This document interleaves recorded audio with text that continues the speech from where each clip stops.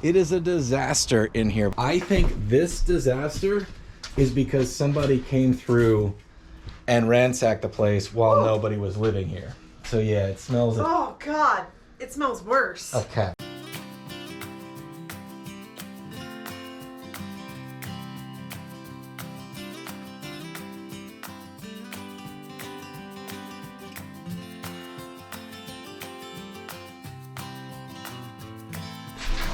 Got a broom. Got a broom. Couple hours in, it's gross, but there's significantly less stuff in this joint.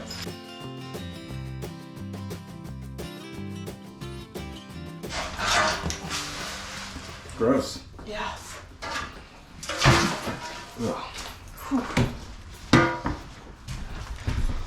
Oh, all right, well. 2 rooms down. 2 rooms down. Much junk in the dumpster. We still got room though. Don't let your eyes deceive you. I am not a giant. Ceiling is just really, really low. So this entire room is one more curiosity. It's definitely an extension. It is 2 steps up from the previous extension, and yet the ceiling height does not step up with it. There's more evidence of the absurd. The ceiling changes direction here because the wall should probably be, I mean, you can see it clearly in the cabinet. Somebody custom framed that. The wall should be right here. In the room next to us, this part is the overhang outside of the house, but for some reason, this wall's pushed a foot out. At this end of the room, the wall should be here. They also trimmed out all of these joists and put not a header, not a beam, not anything in. It looks like they did whatever you would call this jackleg framing to put this door in, because otherwise a standard door would not fit the way that this is angled down. This is all cantilevered and splitting, so this is sagging really bad right here. And they cut all the ceiling joists off. The best I can figure about this room is the roof was here before the room was here. And because they decided it was going to be a kitchen and they needed to get under it to do the plumbing, instead of digging it out, the best thing they could do was just raise it up 14 inches. And then they built the room and framed it in. Why they didn't put the walls in line with the rest of the building, I don't know. Let's go take a look at that. So we have a living room and the kitchen, and you can see the original roof lines are about the same, but for some reason this wall extends further out. Now obviously we're standing in the extension that has already been demolished.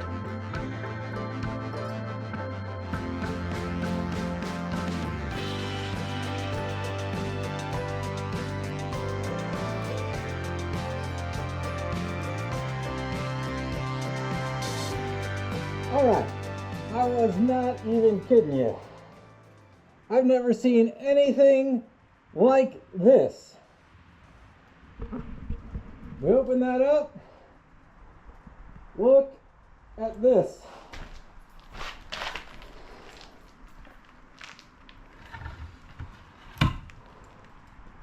I think that's a cat. That's...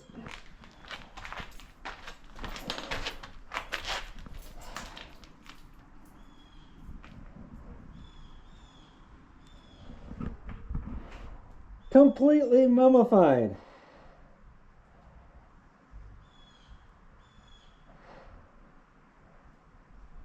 I don't understand, gang. Did they lose a cat?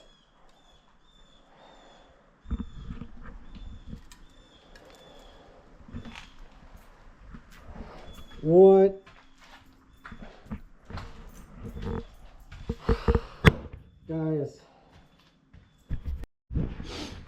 Guys, this is absolutely no joke. Fortunately, we've got batting insulation, which is awful, but it's not nearly as bad as blown-in insulation, which is in other parts of the house.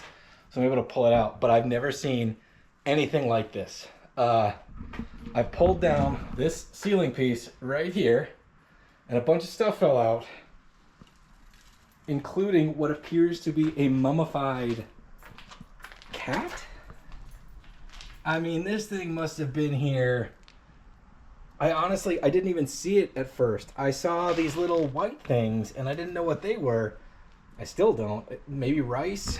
Maybe dead maggots? I genuinely don't know. I was afraid they were termites, and that's what I was looking for. And then I saw this thing. It doesn't even smell. It's been there so long. Like, I've never, ever seen anything like this.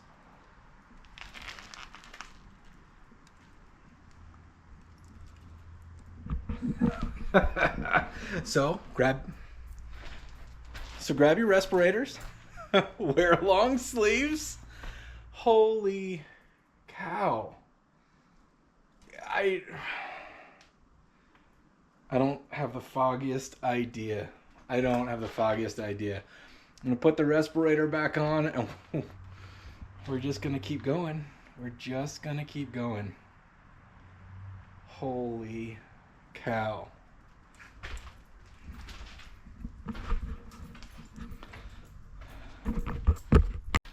I genuinely don't know what kind of critter that was, but here's a good reminder. A long crowbar is good so you're not standing directly under what you're pulling down. There are a lot of reasons for that. Dead cat or raccoon or possum or ROUS was not among them until today, but it will forever be on my list.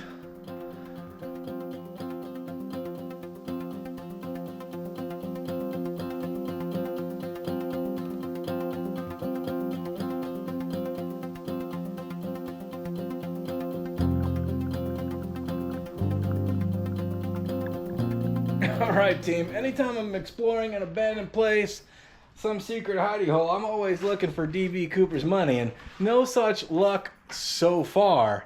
However, whatever lived up there, lived there a long time. Whatever that creature was, that ROUS. Rodents of unusual size? I don't think they exist. This is like its petrified litter box. On the one hand, it's super gross, but on the other hand, it sounds like stones hitting the ground. It's been up there so long. We'll see if the camera can pick this up, but you can see how badly the roof is sagging. Oh, you know what? Interesting. Okay, forensics tells us that dark wood is the original, potentially the original overhang from this exterior wall, and they just scabbed onto it, and it is dragging it down significantly.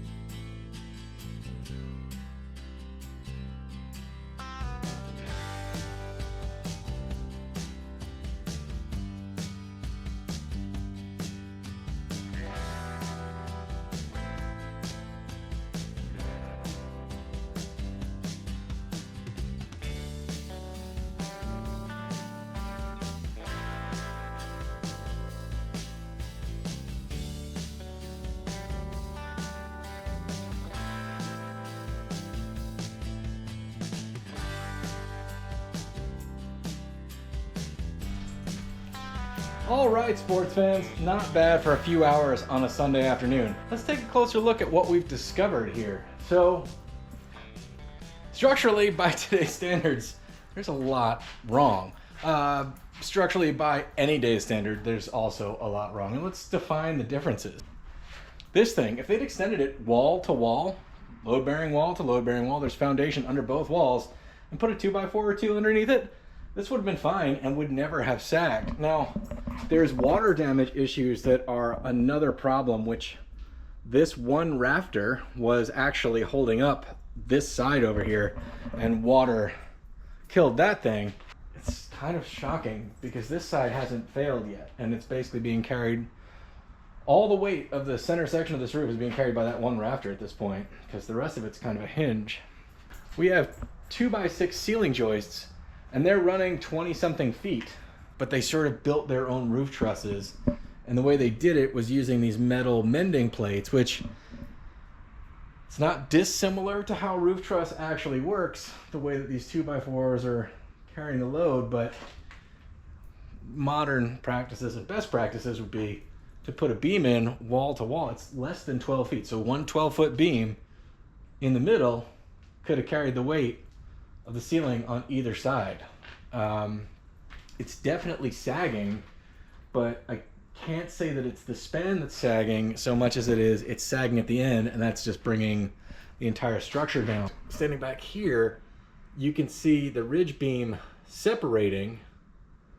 Oh, that's another interesting issue. I was trying to give him credit where credit was due.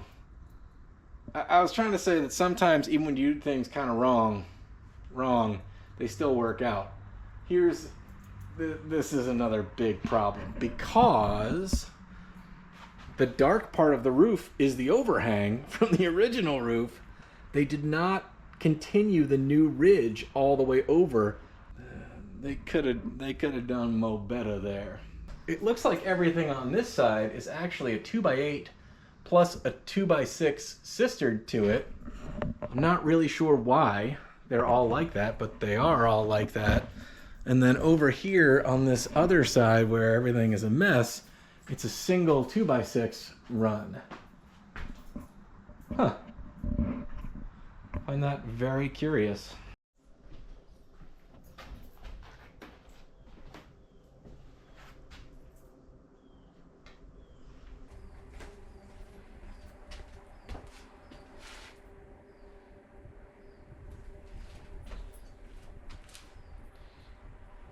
So past me did a pretty solid favor for present me and already cleaned all this stuff out, I think. Yeah, all right.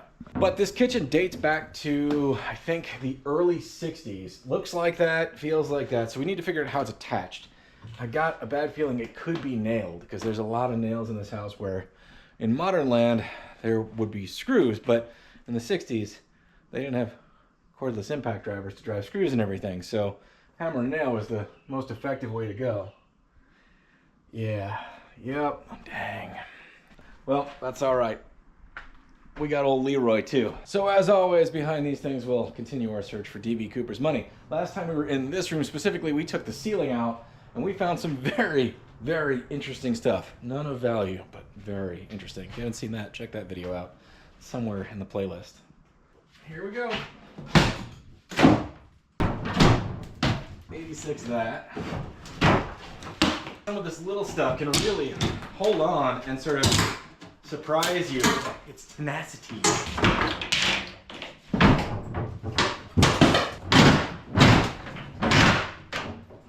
Yeah. All right. This is going to get spectacular. Because these are clearly attached going down the row, probably with nails, and I'm not going to be pulling all those nails out or breaking the sawzall out to cut them. This thing is probably just going to come crashing down. Fine by me. Here goes nothing.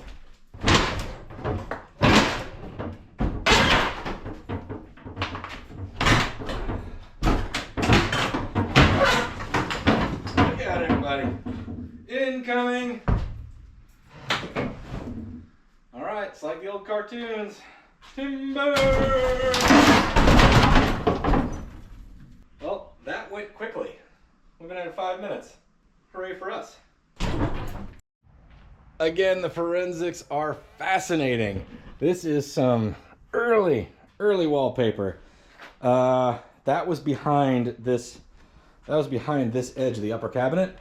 And then on top of that, the cabinets are backed by this paneling. Yeah, all right.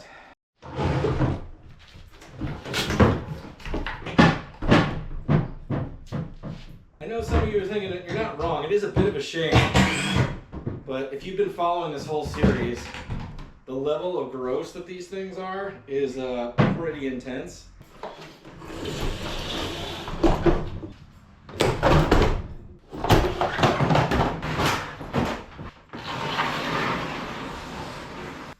I mean, if you've been following the program, you know that this room was basically a litter box for a long time.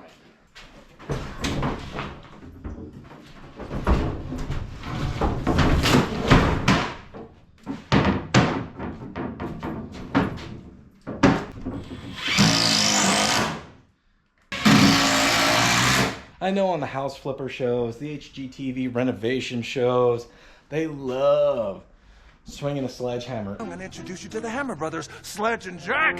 and nearly hurting themselves for the drama of it all. But that's all it is. It's for the drama of it all. They have a crew that comes in and cleans up with 100 people that basically take out all the little pieces they smashed onto the floor. I'm gonna drag that whole thing out as a unit.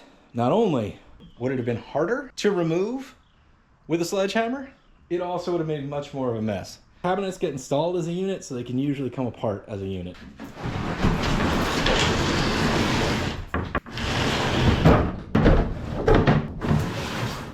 Start moving over here. I'm trying to avoid that fridge because I don't think I ever cleaned it out and I don't know what the hell's in it. But I expect it to be the thing of nightmares. Please don't open. It's not very heavy, but stink doesn't weigh much. I was thinking this might be a job for old John Henry, but apparently he just wants to come out anyway. All right, I prefer that. Oof. All these are just covered in years of grease. And then grease that sat for years. Gross. That works as a starter method, but you don't really want it to come completely off while you're standing right in front of it because gravity is gonna, whew, you know, so greasy.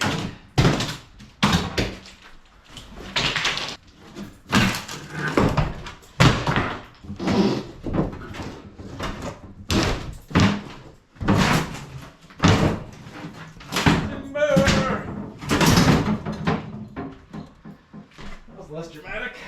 All right.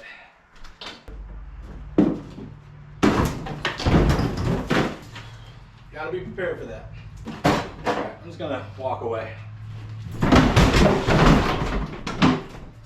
right, scurry away, but I still made it.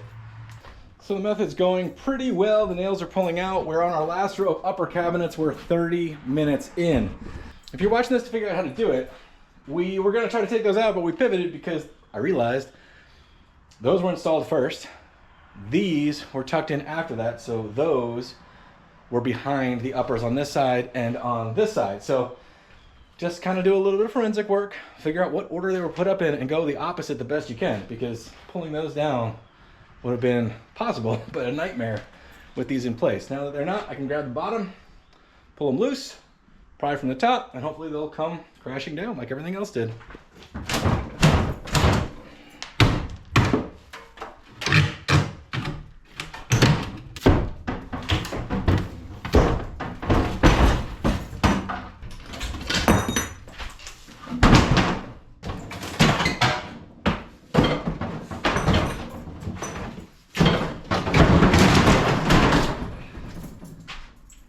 Ouch. All right, that one got me.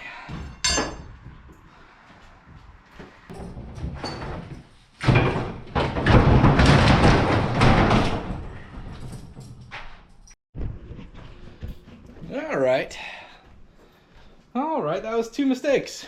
One, I'm not wearing safety goggles, which I just talked about. So we're gonna go find some of those. The other thing was, I shouldn't have been lazy. I should have moved that out first, because as I tried to get out of the way of this one, I tripped over that one. Having a simple escape path, ladies and gentlemen, is pretty critical for almost all demolition work. And fortunately, I'm fine, but that was dumb. Totally avoidable.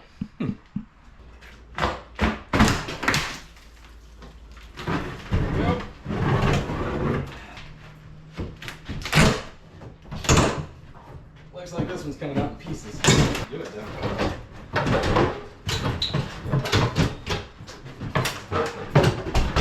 All right, now it's time for old John Henry to come out, because at this point the nails are proving stronger than the particle board that the back of these cabinets are made up of. So prying them off the wall isn't working. So we're gonna try the exploding them into little pieces method and see if that will work mo better.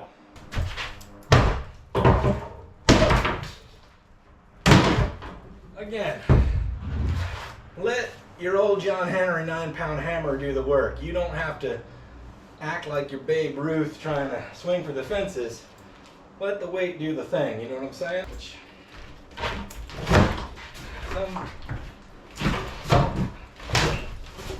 Some smarter folks might do that.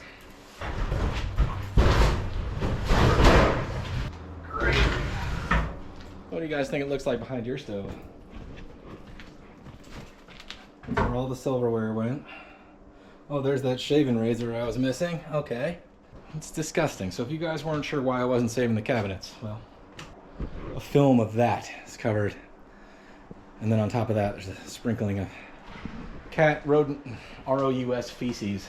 Out she goes. Every last bit of it. Every bit of it. Whatever's likely to be in that trap is going to be an unholy level of gross. But I got to break that trap loose, and I've got to break that trap loose. I've never met a sink trap that wasn't disgusting, so my only hope here is that it's bone dry, and it has been for 1,000 years. But I don't think I'm gonna get that lucky, like not even a little bit. I'm not even gonna bother putting something under it because it's basically pulp from what used to be particle board under here from clearly a lot of leaky. Oh no, she's not dry. Oh, awful, awful. I'm gonna stop talking so I don't get any of this in my mouth when it all splashes all over me.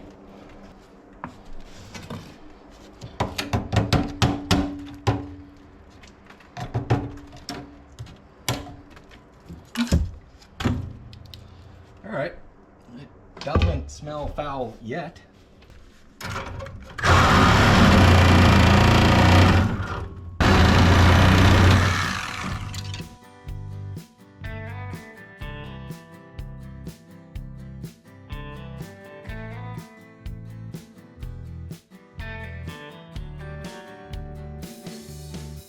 I mean, this stuff's finally giving it up. The way that this corner cabinet was set up, though, I found the crisper drawer from the refrigerator in here next to the dishwasher that I guess had fallen through many, many, many decades before. I don't actually know if it's for this refrigerator, but I'm not going to open it to find out. That's for sure. This is 10/22/99. It's only 25 years old. Probably still works, actually. I don't think we're gonna find out. Anyway, here we go. We got to keep on keeping on. This is coming apart pretty quickly. Unfortunately, not nearly as easily as the upper cabinets. I'm not sure exactly what the issue is. If it's moisture or just general construction and depth or whatever, but these are coming apart a little bit more than the upper ones did. The upper ones just came down as a unit. It was great. These are being a little bit more, these are being a bit more difficult. Can't win them all.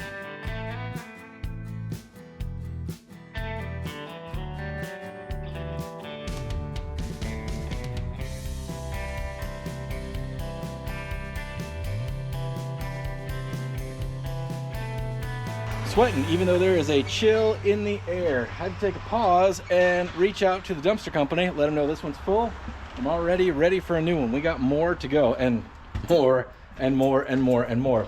My goal is to get all of the rest of this cabinetry pieces and parts into the dumpster, and then we'll get a new one to take out the drywall, the floor, all the other stuff that's got to come out. If I was using my pickup truck to make runs to the dump, it would be an hour round trip each way. You got to go in, you got to wait in line, you got to dump everything. Plus the amount my truck can hold is not anywhere near what a 30-yard skid can hold. So my recommendation to you is it's worth the cost. It's absolutely worth the cost to get a dumpster, but just talk to the fine dumpster companies. The ones that you see advertised everywhere, like, you know, Hunks hauling junk and stuff, they're not going to be your best cost option. I'm sure of that. So call around, see what everybody can offer you, and they'll even consult you on the size and stuff. Don't be afraid, reach out. Just pretend like the yellow pages still exist, and the first item on Google is not the one that you maybe want. That's the one that spends the most on advertising, you know? Let's get the rest of this garbage out of here.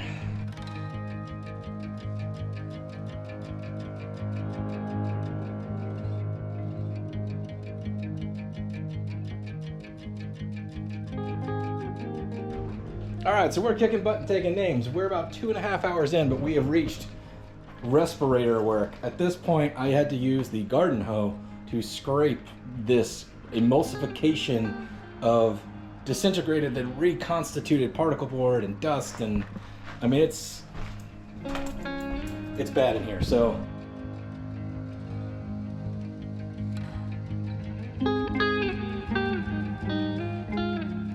don't you worry, we're gonna figure out what this nightmare holds before this episode ends. I avoided it as long as possible, but now I gotta get these appliances out. They're gonna go out the back because scrap metal attracts the wrong kind of attention at a construction site, at really anywhere. On and method, Charlie! And these things just take up a lot of space in the dumpster that I don't have. So we'll be doing a scrap run with these at some point. But for now, they need to stay out of sight in general, which means I get to wrestle them out that back door.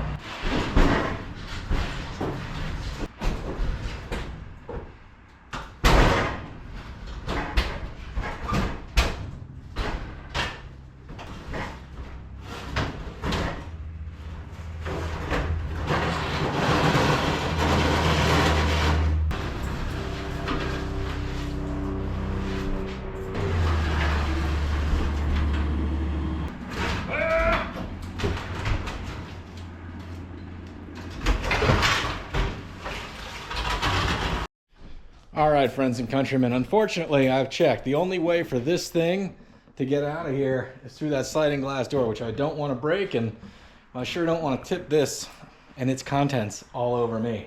So we're gonna put some security tape on here. This is 4-inch Gorilla Tape. We're gonna tape these doors closed, and hopefully that will keep me from getting covered by whatever's inside there. I don't, like, refrigerators are stink factories when they're closed, even if they're empty and there's no power. So whatever's in there, it's gonna be bad, I think. I don't want it on me. I just don't. So here we go. Let's. Like $20 worth of tape, and worth every penny, I think. All right, stay stuck. Ugh, gross. What if you hit all the money in there? I doubt it.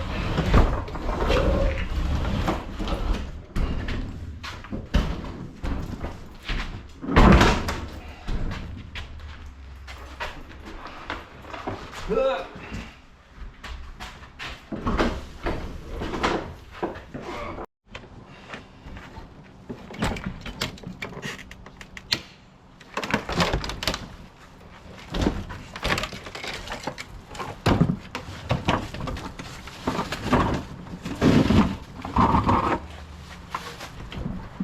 That went way better than expected. Either I'm Superman or these are not as heavy as I expected. All right. What's in the box?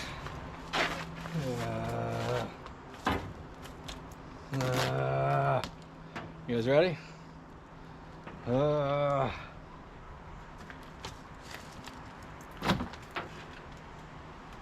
Oof, what is that? God, the smell already. Woo! Oh, this is brutal. Oh, it's so bad. It's so bad. It's so bad. It's so bad. It's so bad. Oh, let it out. I shouldn't have done that. Oh. Oh. Oh. Whew. It's lingering. I'm so glad I did not do this in the house. All right. What's in the fridge? Good night. Hot dogs, olives. I don't know what these creatures are in here, but holy. Woof. Woof. Woof. Wait. There's a crock pot dish in there. It's one of those things. It's one of those things. If you guys are new to the channel, I want you to understand that this is not a house where somebody passed away and then it just sat for a long time. Like, they moved to Tennessee. And I guess maybe they thought they'd come back and didn't. And I bought it from the previous owners. They are still alive and kicking. Like, it's, yeah. Whew. Whoop. I guess they plan on coming back. They cooked something in the crock pot, and there it was. Also, we found the limit of what Arm & Hammer baking soda can do. Look.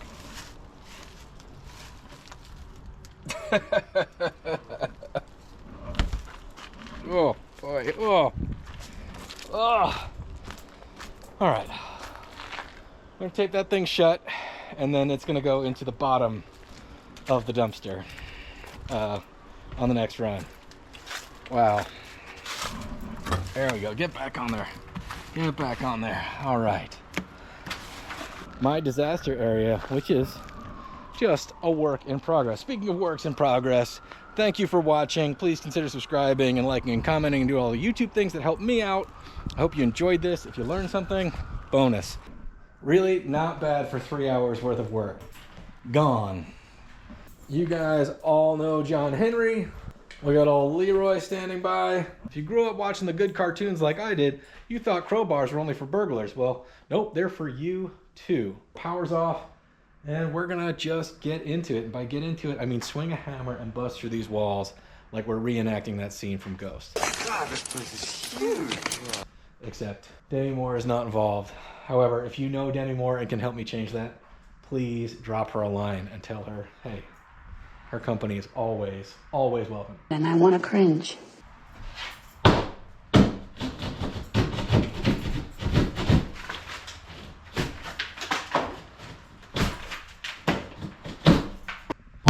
That's it. If you've watched too many house flipper shows on HGTV or Property Brothers or something, you're gonna see people wind up and take these big, like, Louisville Slugger swings at stuff. Not necessary. There's some Hollywood muckety muck trying to make it look dramatic.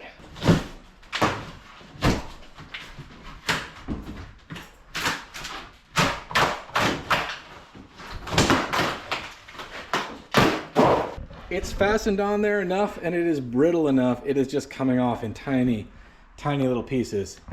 We're just gonna accept that and move on and get it down as fast as we possibly can.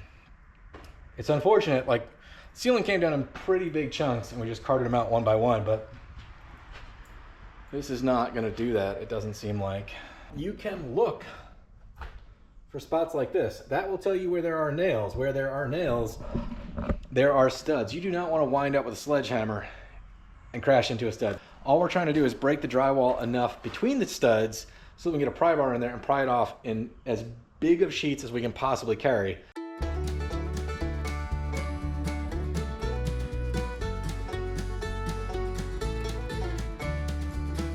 Dang!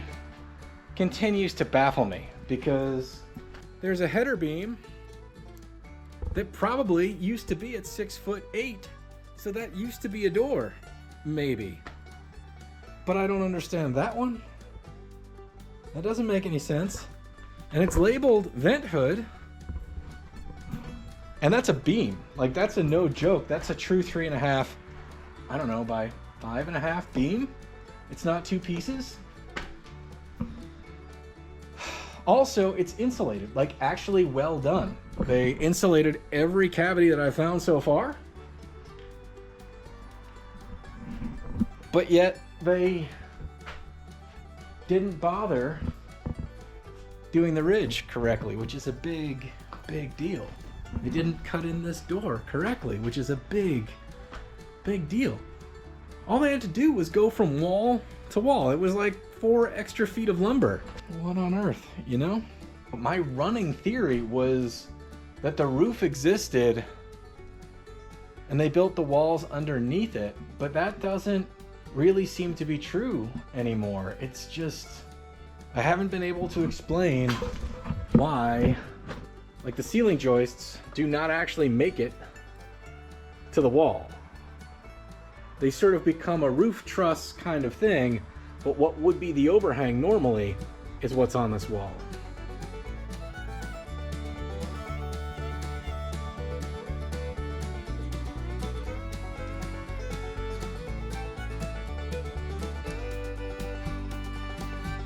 Dang, it's just fascinating. Where this absolutely seems like it used to be a doorway, there's a double, there's 2 2x4s running across here. You can see that the original siding was marked and cut. So I think this was maybe the front door. And then the 3 studs we have in the corner are the end of the wall of the extension on that side, which is the living room. So we're looking at this corner from inside the house, which you can see the roof line extending. If they had just put the wall in line with this one, they wouldn't have that crazy situation with the joists and all that stuff. Also means that somewhere right around here is the original door that probably came into the house. So I don't know if this front door was added when this room was added.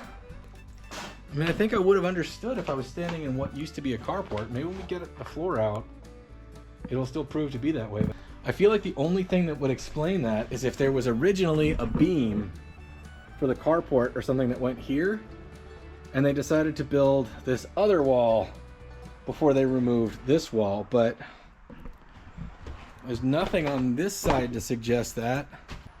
Doesn't make any sense. It's not completely slapped together, but it's also not right.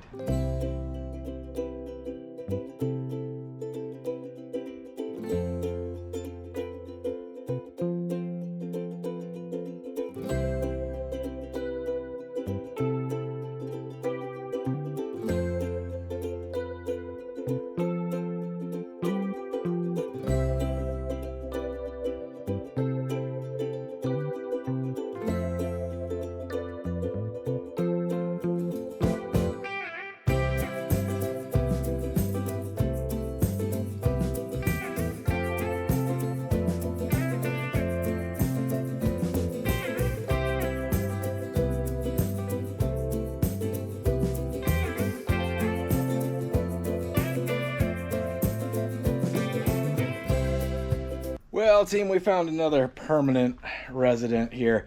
When we took the ceiling out of this place, I now believe that it may have been a mummified raccoon. That's my best guess. Originally, I thought it was a cat and then possum, but I'm suspecting raccoon that lived a very happy, long life given the amount of feces that came out of the ceiling. So another little critter has expired here a long, long, long time ago. By the size of the little fella, I guess is probably a rat. I guess it was several little guys. It looks like he had a little mouse buddy in there too. I mean, I guess, you know, at some point maybe they're in every house. There are no traps or anything back here, so I guess these little guys lived right behind the stove. And then when their time came, they just, that was it. Became little spooky little skeleton mices. Poor little guys. Hope they had a good life. I haven't found anything alive in here, which is... That's the big winner. Not even really bugs, which is also good, considering this place was pretty gross. There's cat food, all kinds of stuff. So we could have had all kinds of creatures. Don't get me wrong, gang. It's a hell of a lot of work, but you can do it. I keep thinking to myself, what would I charge me to come in here and do this? And it would be thousands. It's a lot of hard work. A lot of hard work. So I thought I'd bring you in here too. If you're not really used to this stuff, put your eyeballs on a couple things. This insulation back here is actually in pretty good shape. The damage that's done to it, I did. You can see when it's piled up like that, that is without a doubt rodent nest, where they've chewed it up and then made their nest out of it. I'm certain that we're gonna find a bunch of poo and whatever else back there. As not fun as it is to try to catch and kill these things and get them out of your house, I pulled an insulation nest out of here, and look at this exposed wiring that they had chewed through. Not only do you have an exposed wire, but you have a pile of insulation right on top of it. The fire hazard created by these little critters who don't really know a whole lot better is very, very real. Take a look back here. Yeah, that's just full. Full of poo. How about you?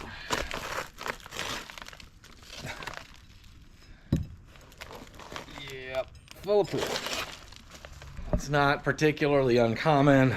If you think it's gross, like, it's the kind of thing you're gonna get a real thick skin about real fast if you're gonna try to take on something like this. And the quickest way to get over it is to be financially obligated to solving this problem and not having the means to pay someone else. Get over a lot of stuff real quick that way. By the fact that there's not insulation in every one of these, I would expect anywhere we see insulation tucked into the soffit, there was probably a squirrel nest or something like that. Mouse nest, rat's nest, some kind of critter nest. We'll get it out though. So it's not rocket science, gang. It's just physical labor. You can do it. It's even better if you have a buddy. But start with a plan. Start with a place to put all the stuff that you're trying to get rid of. Long sleeves, long pants, and a mask. And we have got to dive into some structural issues. That's coming in at 6'8 3/4. All right, that's it. From this 2x4 to this mark is 3 inches. That's how much this has sagged. 3 inches it's dropped down. I need the measurement from one side to the other. Basically 11.7.5. Using a Bosch laser measure. They're not cheap for the decent ones, 70, 80 bucks, but I beat the snot out of it and it still works. So I recommend them if you're going to be doing a lot of measuring. And you don't want to be trying to wiggly stick a truth in all by your lonesome all the time.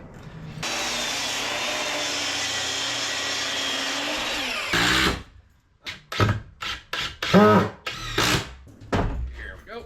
Here we go. Good thing I didn't leave any obstacles in the way. 11th time's the charm. Alright. That's something in it. So this should do the trick. My plan here is to get this floor out so that I can figure out how to make this room the same level as the rest of the house so that the ceilings are not at 6 foot and change. Everything's plain old wrong.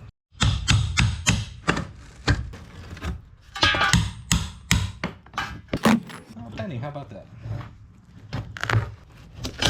Huh.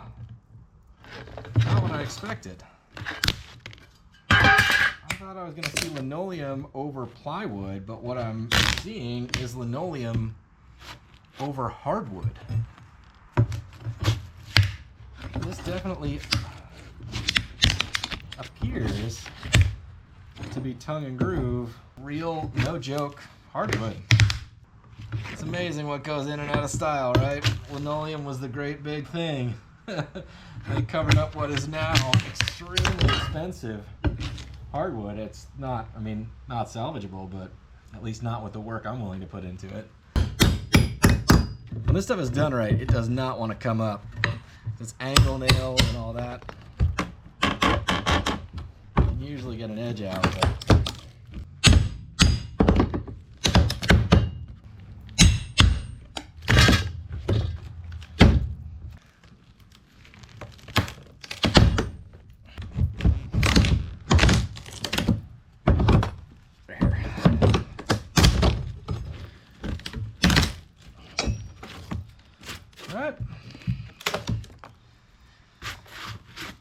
all one by. So again, it just confirms everything that we've already confirmed. This house is built in the Wayback Machine. Now we use plywood as subfloor. This is all one by material running at a diagonal across the joists. Interesting. I thought this might have been a little bit later, but I was wrong. All right, sports fans, we're strategizing. I highly recommend some clean breakdancing cardboard for all sorts of activities. I keep a stash of it. This, you guys can probably see way better than me, is the crawl space under what was the kitchen. Yeah. All right.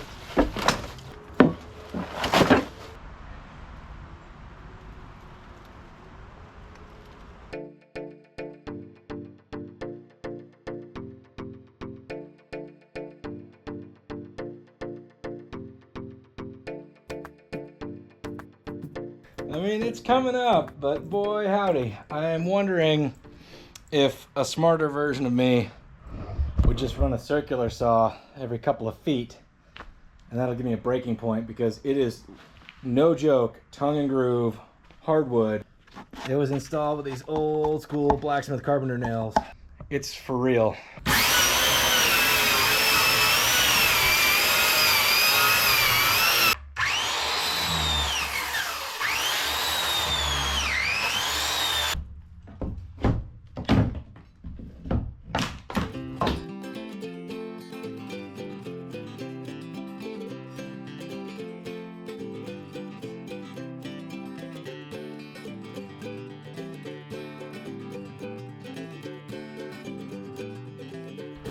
Boy howdy, is this some work. Cutting it is definitely helping. It's kind of peeling back, but in a lot of places the laminate is glued on there so well that it's creating basically roll-up desktops. It's also leaving plenty of hardware sticking out. Oh, I guess I'm just gonna keep plugging away, team. There's a lot left to do, and I don't see a better way to do it Well, it's even been at it a few hours, like really only 1 or 2, but it feels like a lot longer. These are very long hours. We're only about a third of the way through with the top layer. I got to take out the next layer, and then we got to take out the framing. Got a lot to do. A lot to do. Here goes.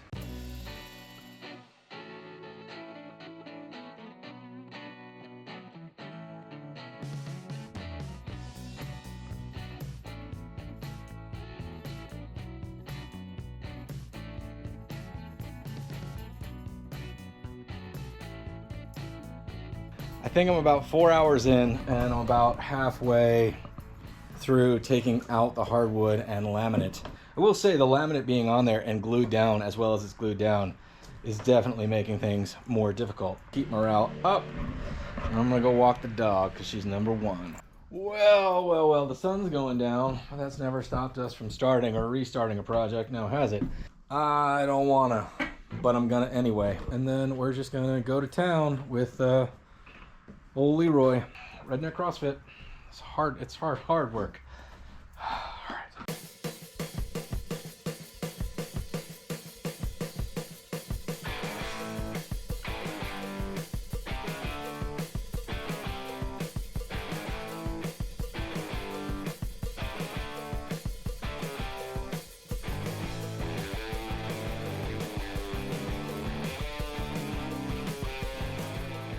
Got a little bit of this row to do right here, but maybe, I don't know, I'll figure that out. I just really couldn't work backwards against that wall with the wreckage and the nails sticking up and the general danger zone that is this place right now. All right, so this is the wreckage I left myself last time I was here. Great. I know I gotta break this table down, but it doesn't want to get out any of the doors, and I got all that junk on it, so I'm just gonna keep shuffling it around and working around it. It's full of lots of little pointy things. Let's get it out of here.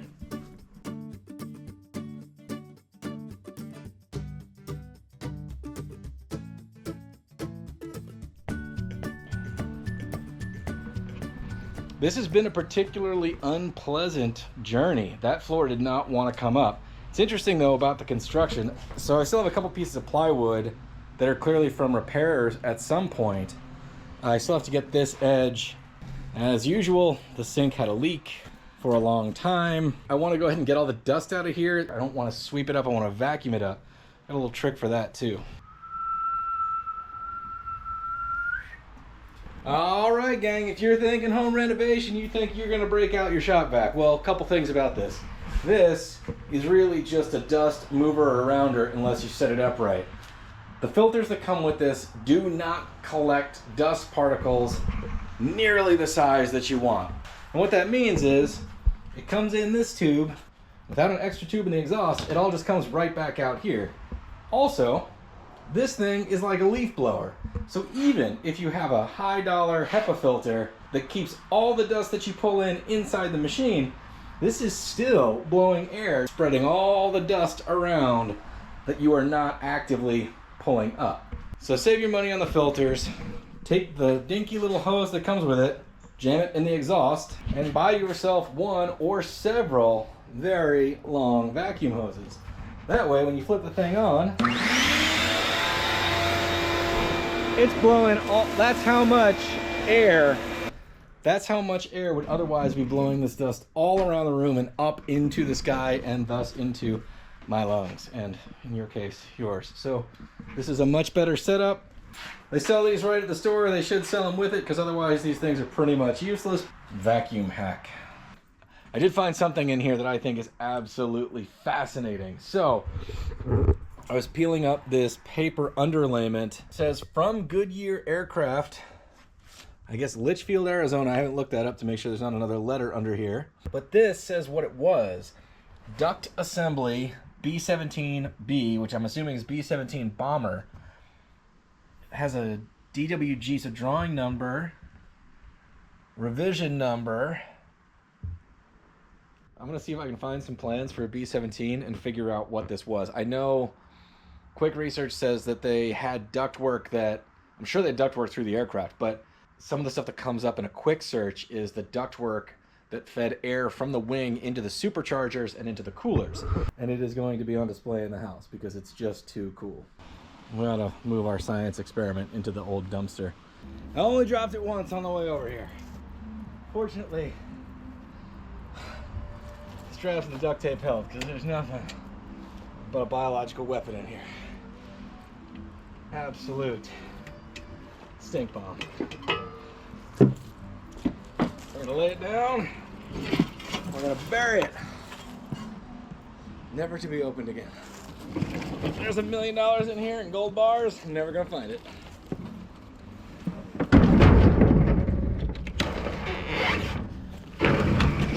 This is the B17 duct assembly, which is super cool.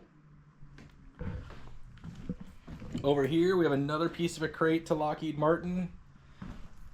Over here we have a handwritten piece of crate. You'll notice that the subfloor is all different thicknesses as well. I'm really curious to see if we end up with more crate labels on the bottom side. And we're about ready to start pulling the subfloor up, which is pretty exciting. It's really what we've been working towards. You can see the pencil marks on the ground. At some point there was indeed a wall under this joist. It runs these pencil lines into that double stud right there. What does that mean? I have no idea. So, we can see the original sill plate. Ooh, that's termite damage. Ruh-roh. The original band joist. And what was the framing for a 3-foot 6'8" door. I spent a lot of time being worried about how we were going to lower this floor properly. I'm not worried about it anymore, not because I have any new information, but just because, well, we're going to figure it the hell out. Let's see. Let's give that a whack. That's not that bad. Good. So we'll go ahead and treat everything for termites while we're in here, while we have everything apart. Foundations, crawl space, everything. And then once we are done with that, and we'll repair any damage we find along the way. It's going to be all right. So we're going to finish our afternoon espresso with the scenic view of the dumpster. And we're going to dive back in and do more heavy labor. So I've never had to pull the subfloor out on a space this large before. I've done it in the bathroom. My guts are to do it from the top as opposed to down in the crawl space. So we're going to try to start maybe in that corner. Maybe where we can get this first board out and figure that out. There are going to be significant portions of this that are not any fun, so that really can't be a qualifier. Obviously on a joist, I'm saying or so because I don't know the exact joist spacing. It's discouraging. Alright, that's it. Just need a bigger doohickey there.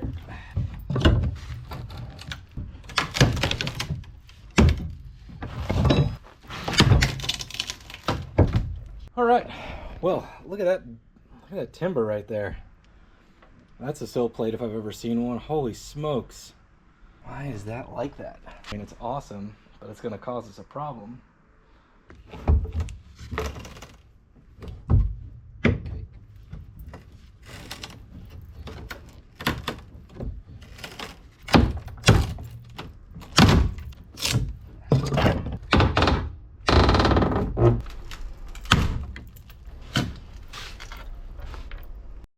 All right, so I'm thinking about it. I think I can go build a tool that's going to give us a lot of leverage that will help out here in the situation. So I'm going to go do that. It's an unholy mess here in the shop, but I guess that's proof that I got something done at some point. It doesn't make a mess all by itself. I love this thing. Use your mind's eye and turn your brain sideways. Short version of what we're going to do here is weld these on, and then that way we'll rest this on our floor joists, and then we'll be able to pry back. It's going to be great. It'll make sense when you see it happen. I think it ought to work. Should fit over a thing. They're about even, so we can do some pryitude. We're using the Arc Captain on this one because it's hooked up to the gas. I know it's up to the challenge. It's not scared. Doesn't need to be on full explode mode, just by like 82% explode. But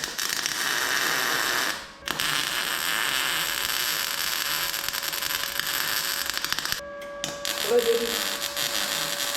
The idea is we'll be able to put this on the floor joist, jam it under our pieces, and then pry back with a big lever.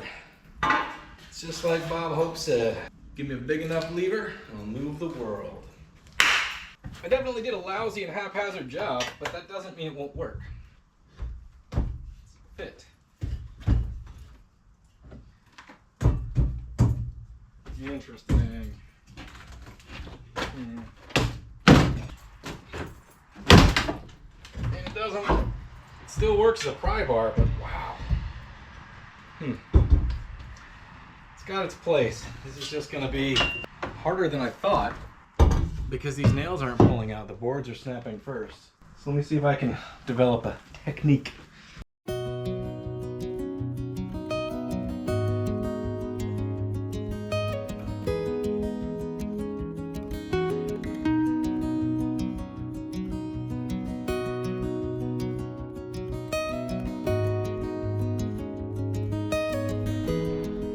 Absolutely fascinating as usual, gang. So this was notched. This is the plumbing vent and the drain for what used to be the sink and I guess the dishwasher here.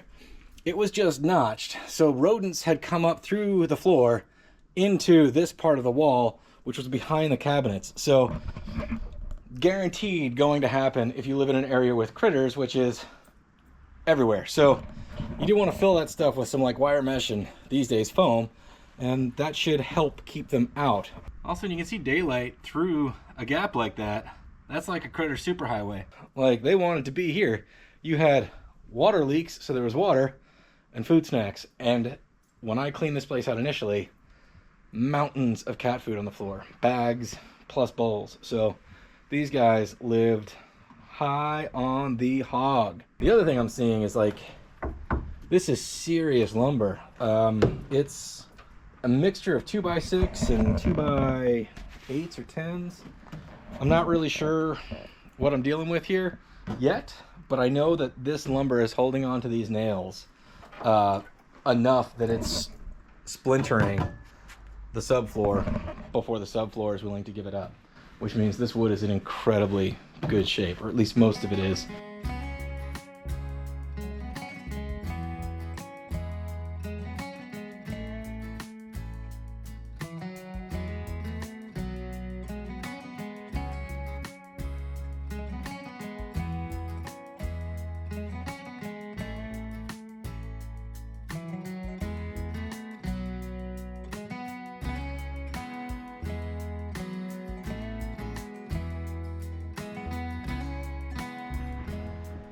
Okay, it's slow going, but we're about a third of the way there.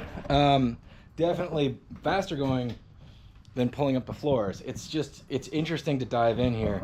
This looks like heart pine, real, legit, bona fide lumber. It's in excellent shape.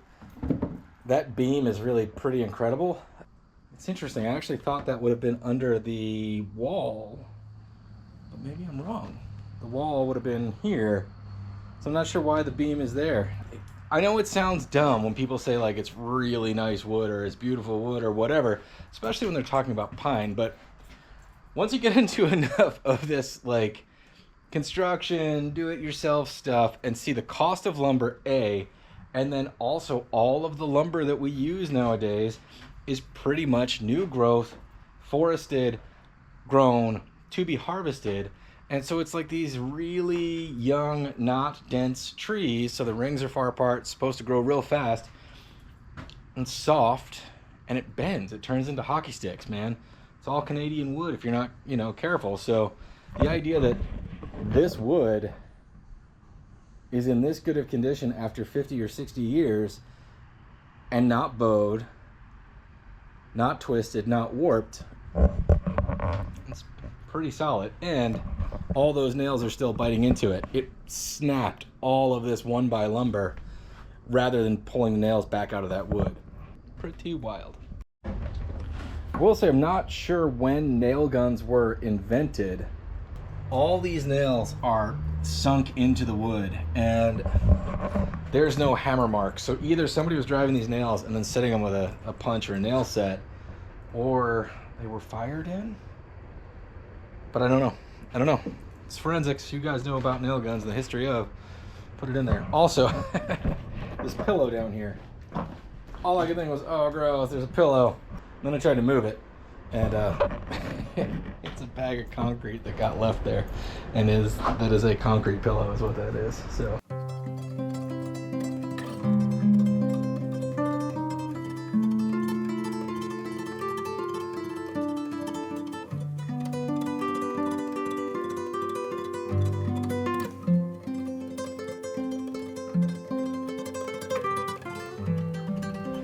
Continue on, more mysteries. This plumbing's been disconnected for a long time.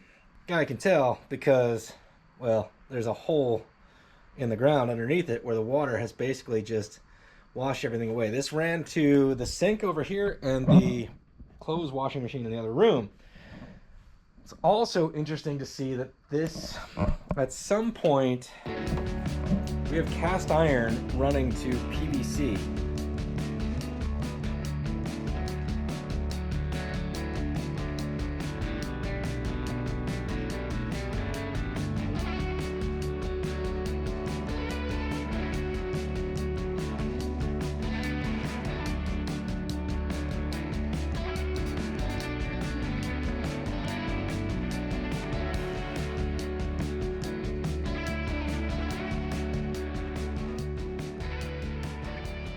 Not a small amount of work, ladies and gentlemen. I want to keep going, but I know better. I'm tired, and I was just wrestling stuff, and I was like, man, so that instinct kicked in. It said, man, if you keep going, you are going to hurt yourself. And that is the opposite of progress on so many levels. So you got to learn that about yourself. I know it about myself. I would have liked to get all of this done, but better than being hurt and then having to take who knows how long off while being in pain. So, it's wild though. Wild, wild, wild. I'm doing my tightrope walk on the lack of floor. Starting to feel like Sisyphus on this one.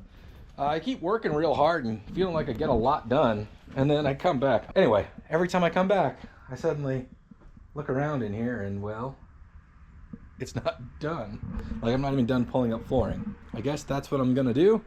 And then we've got to deal with all these boards because they got to go. It's been about an hour. Most of this corner is done. Some interesting stuff to look at. No surprise, ladies and gentlemen. Look at this.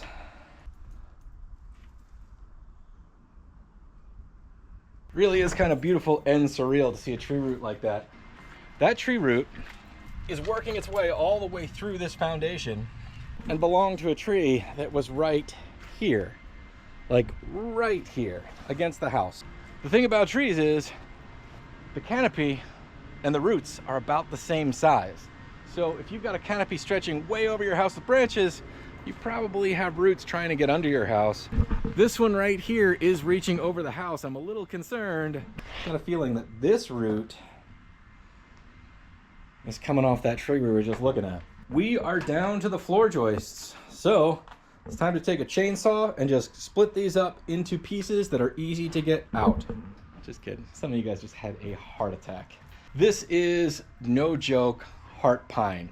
So I'm gonna work from this side. I'm gonna pull every single nail out of it, and I'm gonna take each piece out, keep it as long as I possibly can, and we're gonna build some beautiful kitchen tableitude before we're through out of this stuff. It's kind of a way to keep the history of the house in the house. I like the stories that come with it. Originally, I thought I was just gonna reuse it as flooring because it would save me a couple $100, but this wood's way, way too nice to be under a floor.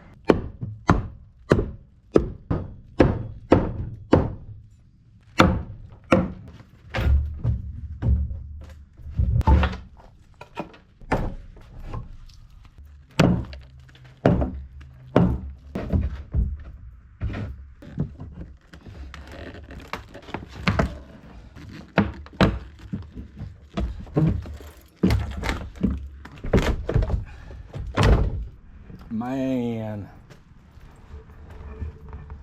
I really don't know what these holes are. It really is beautiful, beautiful wood though. It's interesting, this half has the holes, the far side does not have any, so I'm not sure what I'm looking at, if I'm being honest. This side's pretty darn clean. Let's knock these nails out, start stacking boards.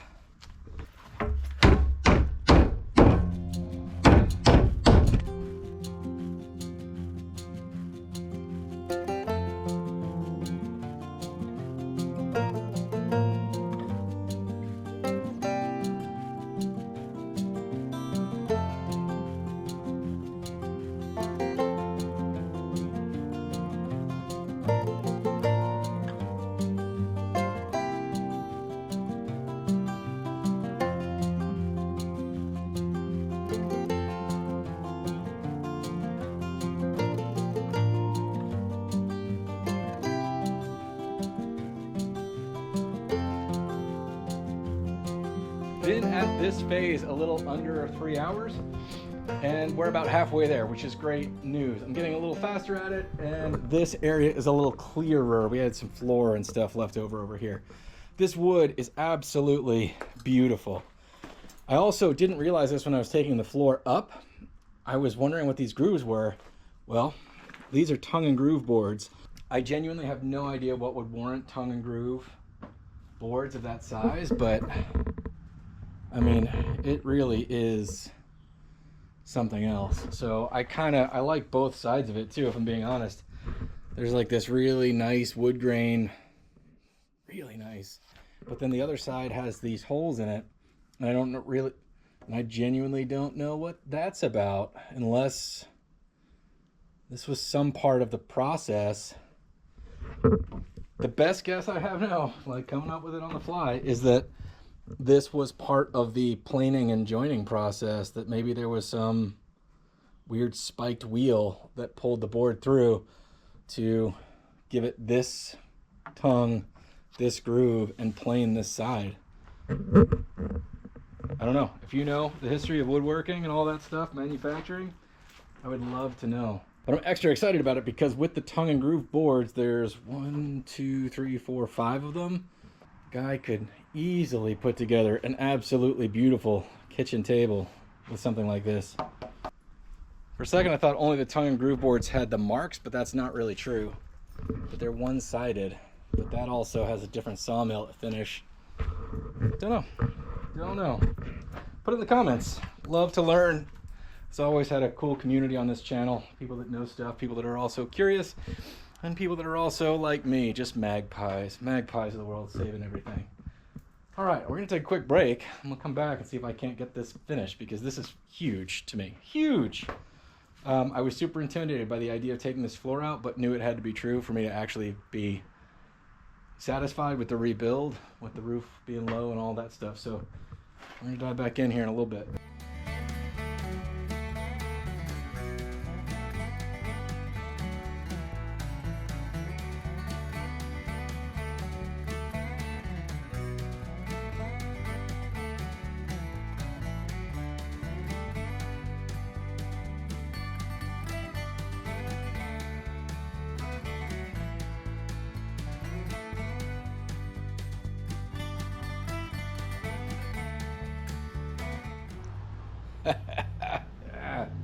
How about it, gang?